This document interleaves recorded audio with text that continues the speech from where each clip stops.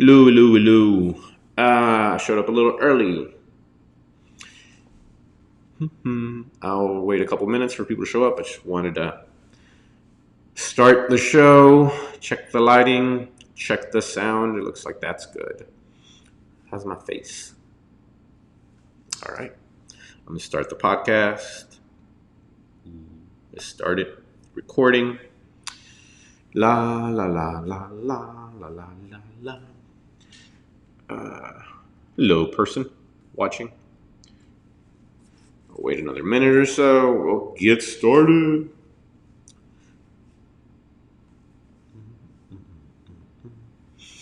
I don't know if anyone saw this, but I accidentally scheduled this broadcast for 11 p.m.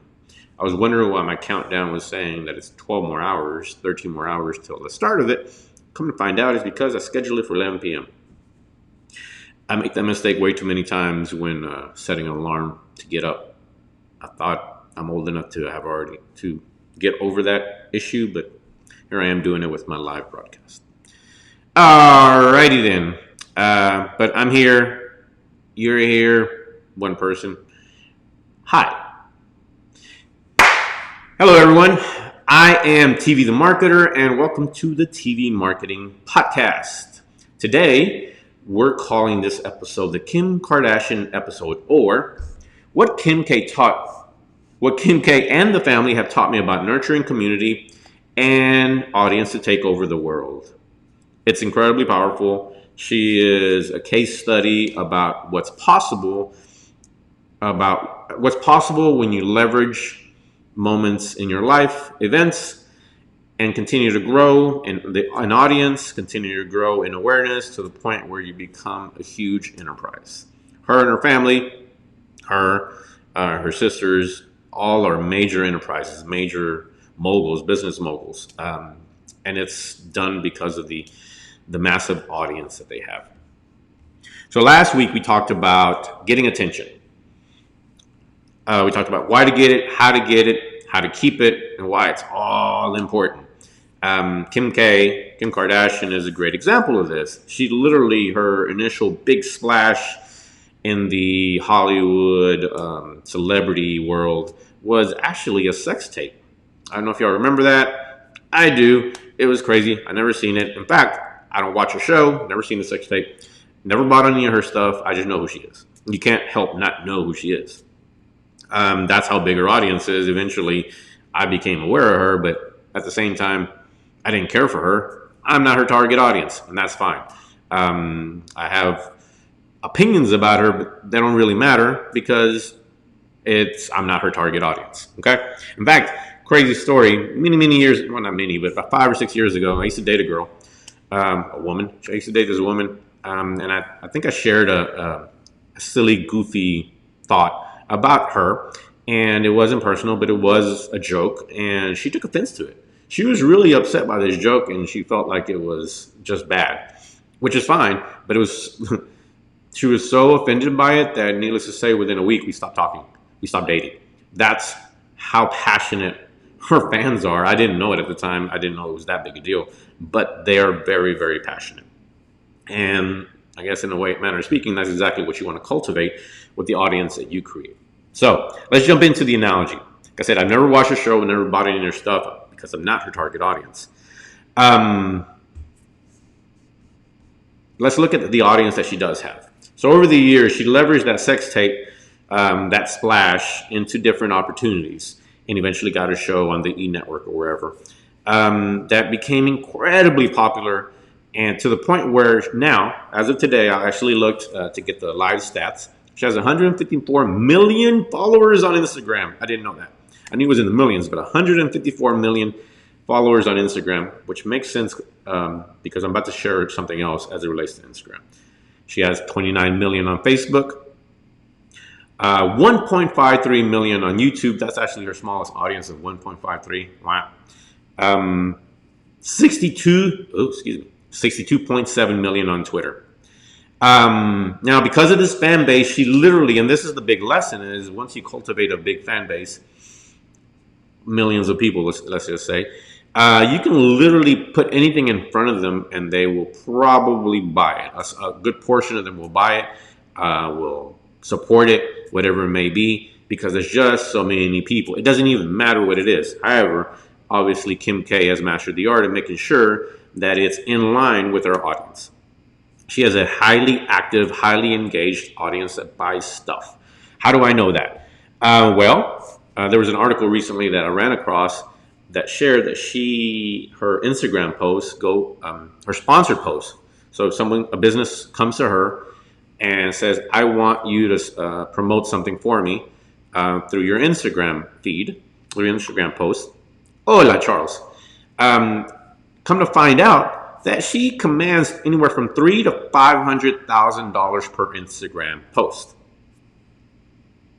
$300,000 to $500,000 per Instagram post. That's on some Super Bowl type of stuff. How much people are willing to pay for that? So what does that say? That says that advertisers now know that if they put their message, their ad in front of her audience, her channel, basically, there's enough of a percentage of them are going to turn into clients that will justify that expense. $300,000 to $500,000.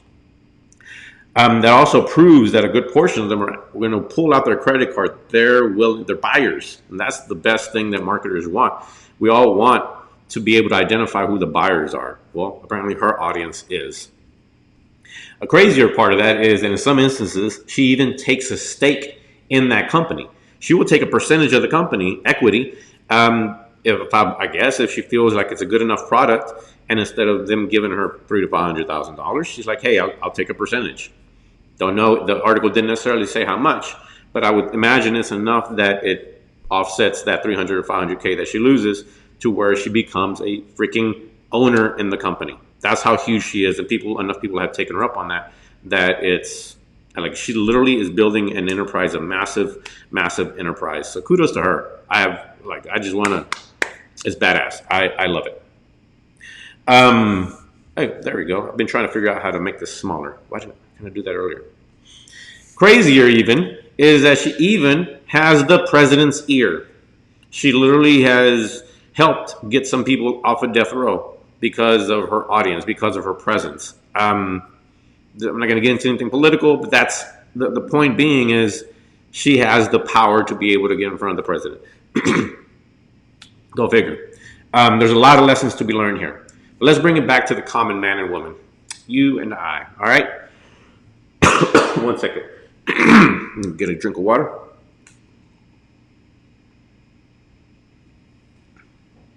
One of the biggest problems that I see many of the businesses and nonprofits and just brands that I've consulted with and worked with over the years is way too often they're asking for something without cultivating any relationship and a community. They're asking for the sale. They're asking for a call. They're asking without having created anything. Now, having said that, let me back up a little bit. I myself actually run lead generation campaigns. And depending on the industry, you can ask for the sale. If you're a dentist, you can say, hey, Mr. Person with teeth, are you interested in a free teeth cleaning? Give us your name, number, and email, and we'll call you so we can book a consultation and book a time for you to come in.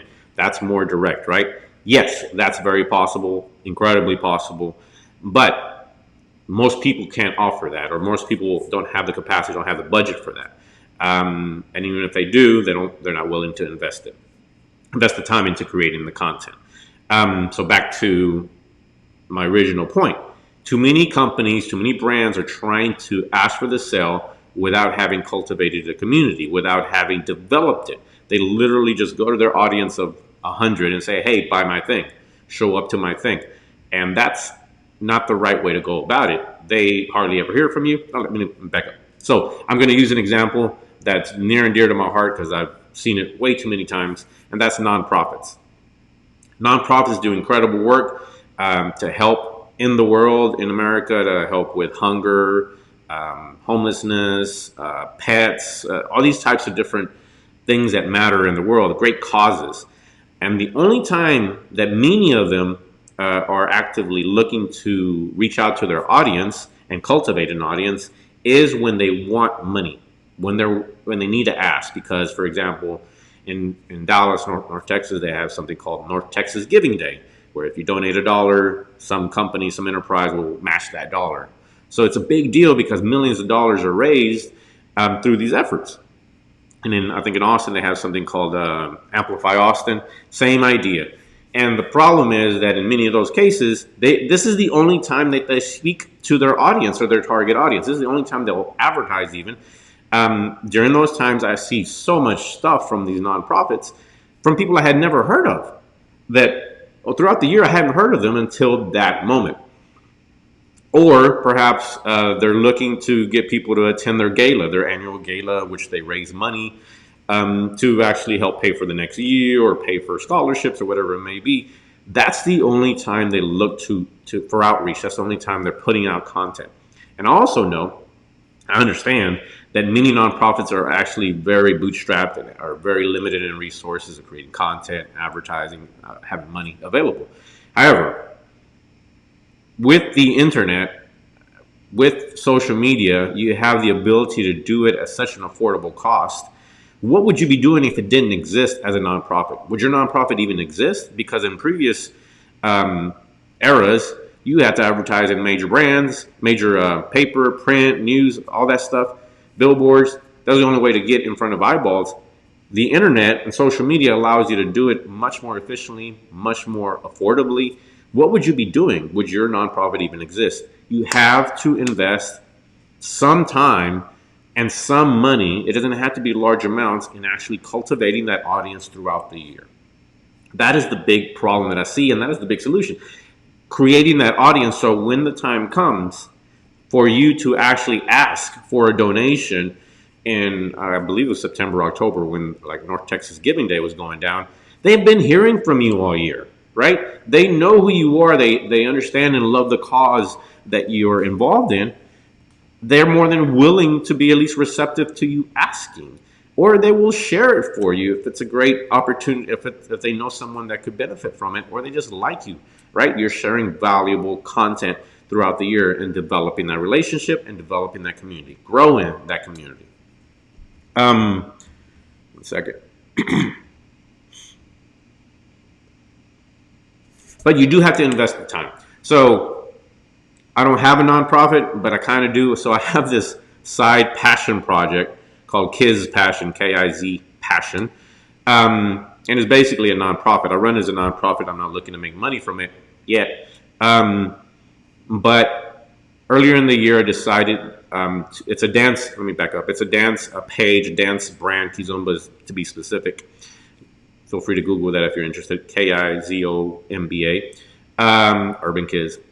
Point being, it's very much a nonprofit. The idea behind it is to attract people into the community and ultimately bring them out to events, to attend, to take classes, and to just join our community. Early on in the year, I decided to really push hard at it, and it's become a place where I test a lot of theories, a lot of things that I'm using here with my clients and with myself in terms of creating an audience, content creation, and promotion. I've had, 20 or 30 events over the course of the last 9 or 10 months, and I've learned that it's actually, you can do it affordably, almost without fail, depending on the week. I'll spend $5 to $10, $5 per post. And if I do 3 or 4 posts, I'll spend $10, $20. I spend almost at least a minimum of $5, $1 per day. And the reason I bring this up is to kind of give you a real world implementation example of where I've implemented this. I don't have a lot of money to spend on it. It's kind of self-sustaining. I receive donations here or there, but I wanted to still grow it. I wanted to put it out there. So I advertise a post, a photo, a meme, the event. I will spend more money on the event promotion than I will on the actual day-to-day posts. But I spend some money. Every day you should be looking to put out a piece of content that's engaging, it's fun, it's entertaining, that if you put some money behind it and get it in front of a few more people, you're growing your audience. You put together that over week after week after week, it's cumulative, and you will start to get a good audience of people that look forward to your content. At this point, Kids Passion has grown. I'm actually have some other strategies I'm implementing. So we're pushing 10,000 likes over there. But locally, there's a few thousand people that are highly in tune, highly aware, and looking forward to the content. Every single time I post something, people are liking, commenting, sharing, because I'm trying to make sure that it's entertaining, it's informative, it's educational, um, all those things. It has to be those things. If you do that, you're more likely to succeed. Those are, I use that as an example. It's like $1 a day. If you're a nonprofit and you can't afford $1 a day, you need to rethink being. And if you're a business and you can't afford $1 a day, and you're truly passionate about growing it, and you can't spend that $1, you need to rethink whether you should be in business. And I'm not. I hate to be like that kind of person, but I also want to be real. Like with internet and social media, you have permission to grow. You have permission and access to grow an audience at a very affordable cost, as long as you're willing to invest time and some money. You can do it without the money, but then you better be investing a lot more time in cultivating relationships with other brands, other people out there that you could be partnering up with and sharing your content, perhaps. But I would recommend at least spending $1 a day. Moving on. But everyone has these stories that they can share. Nonprofits, you can share stories around the homeless that you fed, the moms you've helped out of abusive relationships, the children that you've given scholarships to, the military that you've given to, and the puppies that you've saved. These are stories, right? Use them, leverage them, put them out there. Let the world know what your cause is. What you're, as a company, as a lawyer, as a dentist, let the world, the smiles that you're giving to people, the lives that you've helped to repair, the people that you've helped get out of jail out of false accusations. These are stories, right? Obviously, within the legal, I do understand there's legal ramifications. You don't want to release their names, but you can still tell that story, right? So think about those things in instances where you can share stories.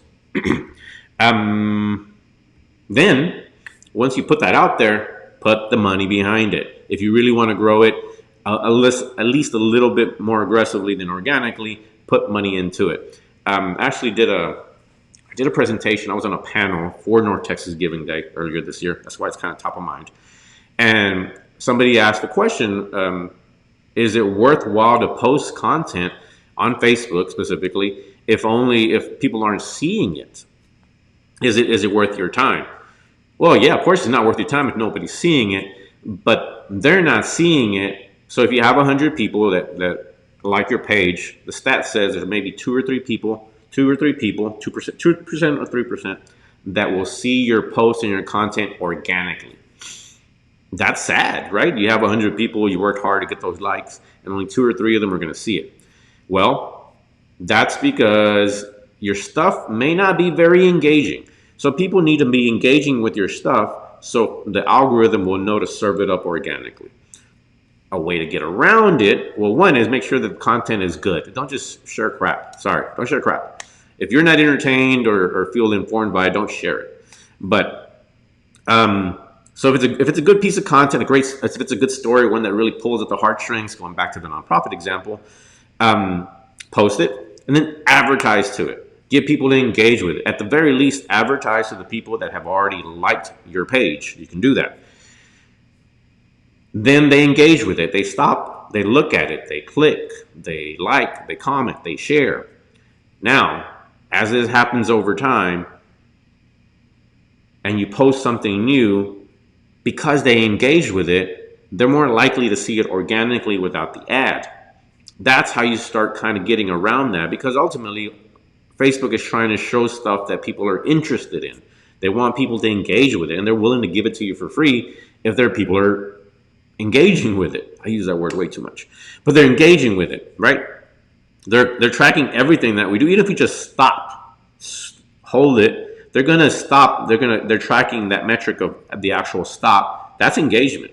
It doesn't show in the reports, but that's engagement. Everything, the actual click through, the comment, obviously liking, commenting, sharing. So then you're able to actually get around the fact that very few people are engaging, are organically seeing it, because you have to invest that money. All right, invest the money. All right, moving on.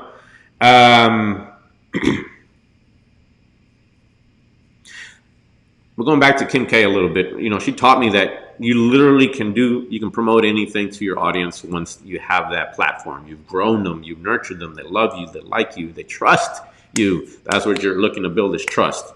Trust, right? I said that last week in last week's episode. I'm seeing the same thing universally with all athletes.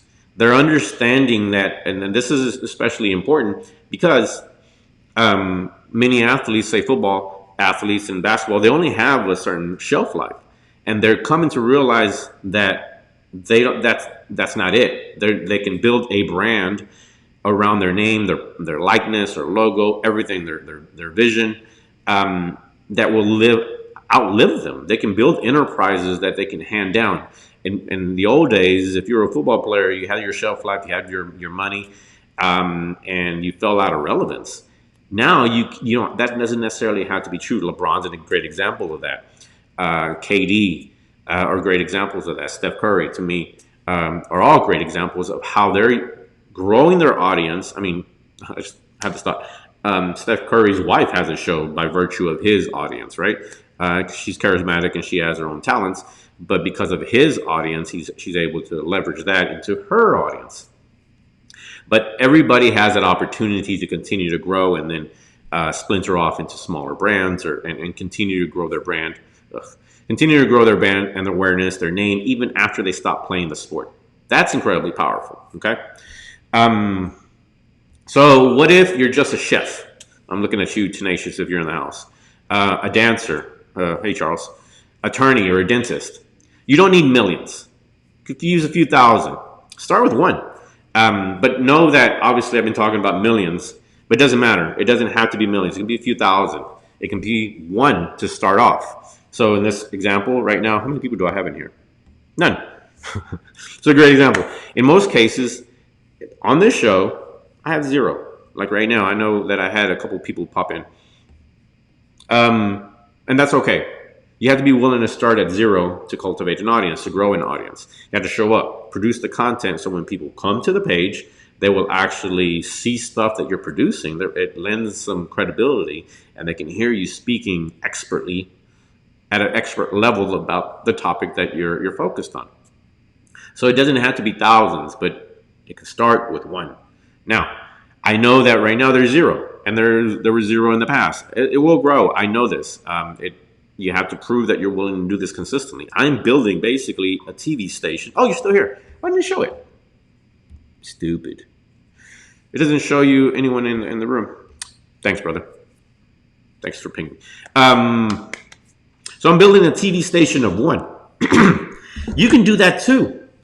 You can build your own TV station now with Facebook Live, Instagram Live, YouTube Live. Anybody can do that. And Charles is a great example of someone that actually has done that. He's built a massive brand around himself. Hey, Carla. Why didn't they show me that people are in the house? Anywho, you can build a brand now. Show the behind the scenes. Show what you're doing. Set up a show like this where you're talking about your thing. If you're a chef and maybe you do catering, talk about the opportunity you just had come up, what kind of dishes they're asking you to prepare, how you're going to go about it, some things that you're going to have to think about. Share that. Then share when it's all coming together. This is all content that you could be putting out to the world. Or perhaps you just want to teach. And that's actually a great idea, and one that many people have done over the years. Just reproduce what's already worked, right? Reproduce success, model success, I believe somebody says. Show somebody how to cook a certain dish. Do it weekly. Go about it, prepare it, what ingredients are needed. Do it Facebook Live around it. You can create your own station and start to cultivate an audience, even if it's just a few hundred starting out, one, but eventually to a few hundred. And the big lesson here is, for me, with zero or two, thank you. No matter how small it is, I'm going to advertise this. I'm advertising this broadcast nationally. I'm going to advertise to anybody that's in business, has a Facebook page, is an attorney, is a dentist, is a chiropractor. They're going to see this content. And little by little, the idea is to create an audience of people that are looking forward to it or are watching it later. So this is not for, it's not going unused and it's not going to waste, is what I'm saying. I'm going to advertise, and it's what I've been doing in the previous episodes. It's helped me create other content. The podcast, the website post, the Instagram, all these things I'm leveraging. So even though you start at zero, you can start leveraging up, especially if you put the money into it. So what do you talk? Going back to what we talk about, whatever it is you talk about, make sure as an individual brand and company, make sure that you're informing, entertaining, and educating. One of those three or a combination therein. If you're not doing that, of course they're going to keep scrolling. It's going to be worthless for them. What value are they getting out of it? Make sure to give your time and expertise. Always think about that. All right. And then that's, I mean, as I said earlier, you can start your own station. The power in this is the consistency, right? Eventually having enough people just know, have hundreds or if not thousands, that you have 10 or I'll have 10 or 20 people show up and asking me questions. So if you do have a question, feel free to ask it. But doing it consistently, and that's probably one of the reasons I'm successful with the Kids Passion stuff. My brand there is I'm consistently posting stuff. I have a program now, and then have kind of a structure around what I'm going to post and put out there. And even doing the events that I do, they've consistently been happening for the last 9 or 10 months to where people can anticipate for them. My audience has grown tremendously over the last 9 or 10 months.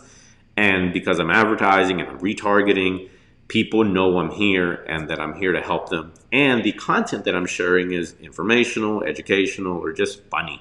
Memes, by the way, it's blown me away how we just speak in memes. But find a meme account in your niche. I found several, as far as dancing as it relates to dancing. I'll share one or two. I mean, I went 1 week where I shared one meme a day, and it was crazy. People love them, people share them, and it talks about topics that are relevant to the dance community. So people are engaging with it. So it doesn't always have to be original content, but post content, get them engaged, get them sharing. Your brand will continue to grow. Okay.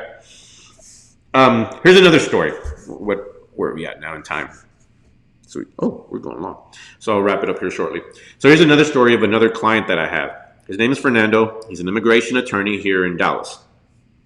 His story is unique in that he doesn't post at all outside of what I post for him. And that content is videos that I go in to shoot at his office. I then edit them and then I post them on his Facebook page. Those are actually the only pieces of, and there's a few others, but 99% of the content on his page is just that. However, and then we advertise aggressively.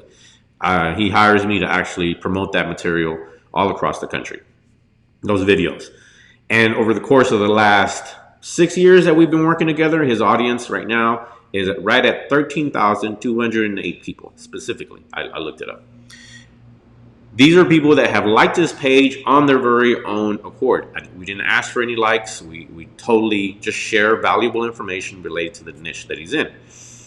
These are the only posts he has. But the key to it is that we're promoting very aggressively every single month. And it's gotten to the point that every month, people, every day just about, people are messaging him, especially as big things happen in the immigration field. They're messaging him to find out what his thoughts are about X. What does he think we should do about Y? What should people be considering? They're asking for this information because he's become a trusted, reliable source. He's been consistent enough over the years and been in their face enough that people are looking forward to him. So I share that just to say that you don't have to create content every single day. You could take it his route and produce less content, but it's just very powerful, and you put advertising money behind it, and it just grows out to the masses. Okay, he's got 13,000 people that follow him, like his page, but he's got millions and in this video audience that we create and cultivate, he's got millions of people that we can easily just tap into at a moment's notice when we put out a new video. And that is powerful. Just think about that if you're looking to go a different route. You don't have the time, you just don't have the time to invest into it, but you have money. If you don't have money, then you need to invest the time. Put in the blood, sweat, and tears into putting that content together. And you will reap the rewards over the course of time. All right. Next. So the big takeaway, start sharing now, start posting now. Carla, I'm talking to you. Start creating regular content, maybe once a week show where you share posts, what women should be considering if they're pregnant. and they're looking to do yoga at home, and eventually, hey, you want to come to my shop, you want to come to my workshops, my classes, I have them every week, come on down. But an idea would be to start sharing that type of information, recording those videos. Be willing to have no one in the house, but know that if you just do it consistently, people will start showing up. And I really like this show. I really have come to like doing this because it forces me to stay really sharp, stay really in tune with what's going on. So that way, by the time I get back on the show, I know what I want to talk about. I have a strategy. I have almost like a curriculum. Last week we talked about attention. This week we're talking about audience. Not sure what we'll talk about next week. I'm thinking maybe some more direct lead generation type of strategies and ideas that people can implement. But it forces me to stay really sharp and be thinking about marketing throughout the day, every day, in ways, and think of topics that I could be sharing with you, and things that you can benefit from. And that's my end goal, is that even if you don't hire me, there's things that you can take away from this show that you can implement for yourself that will positively impact your business and help the world. Like, people are eager to devour your content if they knew what you do. Put that message out to the world so that way they can then receive the benefit. That's what we're all trying to do. We're all trying to help someone, right? Build that audience. Let me see what I got next. I believe that's it. Just know that if you eventually build it, maybe you'll get to millions. I'm looking to do that with my actual my dance brand. Maybe one day I start charging $50,000 per post. Maybe not. But point being is, with that one, the last note on that one, I decided to go big, like pushing to 10,000 likes, went international, because I want to build the brand to the point where in the near future, I might do a festival. And to do a festival, you have to have numbers. And the best way to do that is to bring in people internationally, love the brand, know what we're doing. I have built the audience at that point that it's just a matter of them putting it out to them and saying, hey, I have a festival in Dallas, maybe you should come. It's going to be fun, blah, blah, blah. I'm no longer trying to I won't be reaching out to them after the fact. I will have them in my audience, and they will have been developed, and they will receive my content, and they will be engaged. It'll be easy. It's almost I'm pretty certain that at that point, the festival, would be rather successful. And that makes me pretty happy. All right. That's it for today. Thank you very much for tuning in or listening in to the podcast. If you're listening to this later or on YouTube, I really appreciate your time. Charles, if you're still in the house, I still don't know who's in here. Charles, Carla, I appreciate you for tuning in. Tune in next week at the same time, Tuesday, 11 a.m. I'll make sure to get that correct. If you have any questions, feel free to message me directly. I will answer the questions on air. If you have a small business that needs help or you need some consulting, feel free to reach out. Visit my website at rockstar.marketing, www.rockstar.marketing, to check out more about who I am and what I do. And until then, just know this and remember this. There you go. If you're in business and not marketing effectively and consistently, are you really in business? Think about that. Until next week, have a great day, and thank you for tuning in. Bye-bye.